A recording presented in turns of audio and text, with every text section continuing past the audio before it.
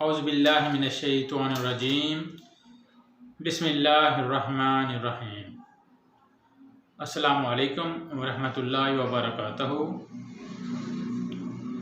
आज का जो मेरा मौजू है वो है जरियान के हवाले से कि मरीज़ को जरियान होता क्यों है, किस वजह से मरीज़ को जरियान होता है, कौन सी तारीख किस कंडीशन पे होती है।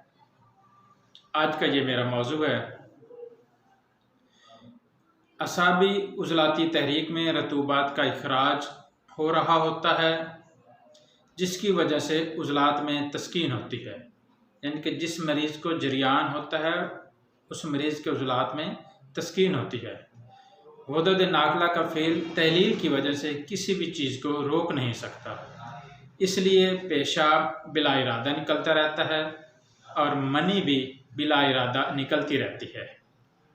और जरियान का मर्ज़ इस वक़्त शिद्दत इख्तियार कर जाता है, क्योंकि गुदद जाज़बा इसको रोक नहीं सकते।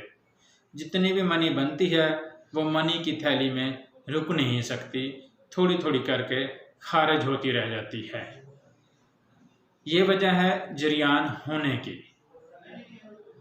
तो कामयाब इलाज के लिए आप, क्योंकि ये असाबी उज़लाती तहरीक की जो मैंने आपको कंडीशन बताई है, आप जाएंगे उज़लाती असाबी तहरीक में इसके इलाज के लिए। इंशाल्लाह नेक्स्ट वीडियो में इस चीज़ के बारे में भी बताया जाएगा।